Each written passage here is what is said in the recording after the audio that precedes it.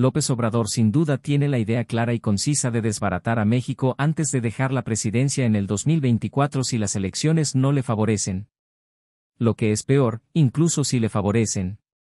Andrés Manuel López Obrador ha llegado a tal límite de delirio, que en su cabeza ya no concibe al país sin ser el centro de atención, sin que la narrativa gire alrededor exclusivamente sobre él mismo.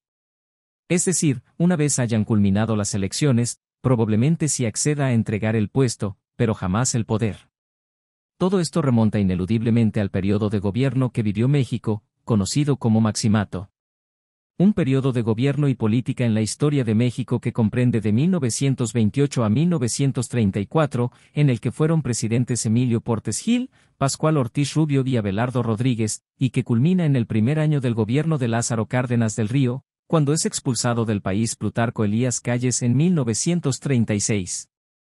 Este periodo se caracterizó por la influencia de Plutarco Elías Calles en el gobierno y el cual se le dio el nombre de jefe máximo de la revolución, de ahí que se le diera el nombre de Maximato a esta etapa de nuestro país. Tras el deceso de Álvaro Obregón, que había ganado las elecciones en 1928, quien fue aniquilado por José León Toral en el mes de junio, de manera provisional asume el poder Emilio Portes Gil, por indicaciones de Plutarco Elías Calles. La crisis política es resuelta hábilmente por Calles, que tranquiliza a los obregonistas nombrando un presidente provisional que asegura la endeble concordia de la familia revolucionaria.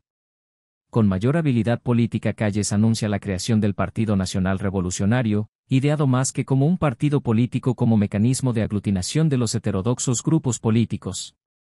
Calles en su último informe presidencial de 1928 proclama ante la nación que ha concluido la época de los caudillos, para dar lugar al de las instituciones, pero él mismo se convierte en jefe máximo de la revolución, manipulando desde atrás del trono las sucesiones presidenciales de Portes Gil, Ortiz Rubio y Abelardo Rodríguez.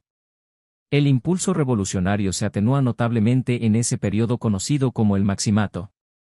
El reparto de tierras a los campesinos se da paulatinamente, desaparecen las compañías petroleras y los revolucionarios en el poder se enriquecen rápidamente en las obras de irrigación y construcción de caminos, actuando como contratistas de gobierno.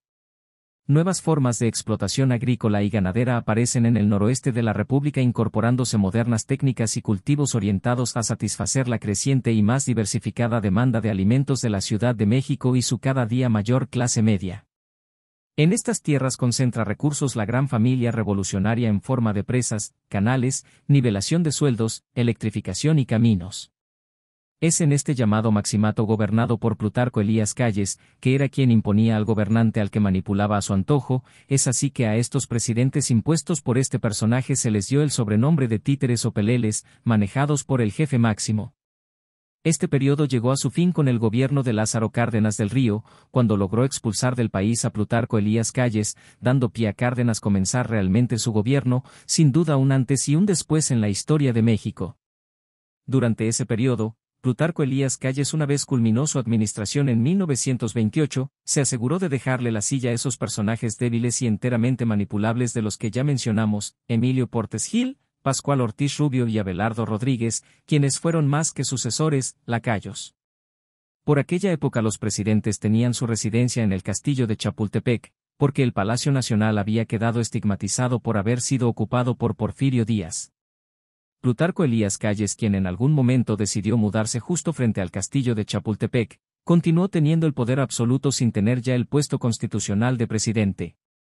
De tal manera que lo mismo gobernadores, que militares y hasta secretarios de Estado lo visitaban frecuentemente en su residencia. De hecho se sabe que por este motivo, algún activista de aquel entonces, se dio a la tarea de hacer una pinta en las bardas del castillo de Chapultepec. Escribió una frase lapidaria: "Aquí vive el presidente, el que manda, vive enfrente". Ese poder que ejercía Calles, como ya decíamos, terminó en 1934 cuando Lázaro Cárdenas se convirtió en presidente, aunque pretendía continuar gobernando desde atrás. Calles pensaba que Cárdenas le era leal y le quiso imponer gente en secretarías y gubernaturas como ya había hecho con todos los peleles anteriores, hasta que Cárdenas, quien no cedería a estas presiones, fue directamente por él a sacarlo de su casa en pijama para subirlo a un avión militar rumbo a San Diego, dando pie este suceso a deshacerse de todos aquellos leales a don Plutarco. Ahora bien, planteado el contexto anterior y trasladado a nuestro presente, Nadie tiene certeza del lugar al que se irá López Obrador, sin embargo somos mayoría los que deseamos que finalmente se vaya para siempre a su rancho en Palenque. Lo que sí ha quedado muy claro, es que de la misma manera en la que Plutarco Elías Calles lo hizo, la intención de López Obrador es continuar ejerciendo el poder por medio de aquel o aquella que él decida quede como sucesor. No es secreto para nadie que quien actualmente se encuentra entre sus preferencias para tal fin, es su regenta en la Ciudad de México, quien pasando por encima de las leyes, ha estado en constante campaña, aunque lo niegue. Presumiendo a diestra y siniestra con todo el cinismo su deseado dedazo, bajo el eslogan, es Claudia. La jefa de gobierno de la Ciudad de México, ya lleva más de un año de haber mutado en una copia calca de López Obrador, logrando lo inimaginable, ser más incómoda que el mismo Andrés Manuel. Cabe señalar que a pesar de estar en constante campaña, Claudia Sheinbaum no ha presentado plataforma política o algún plan de gobierno como en su momento sí hizo su patrón. Los mexicanos no tenemos claras sus propuestas si es que las hay. Lo que sí ha dejado claro, es que ha declarado reiteradamente que jamás será la sustituta de Andrés Manuel, sino que su pretensión es darle continuidad absoluta a su mentada 4T. Por otra parte, tenemos al que quedaría en segunda opción, Adán Augusto López, quien de la misma forma que Claudia, se pelean el puesto para ver quién es más lambiscón. Por otro lado tenemos a Marcelo Ebrard y a Ricardo Monreal, quienes a pesar de estar muy cercanos al presidente saben muy bien que no cuentan con su visto bueno.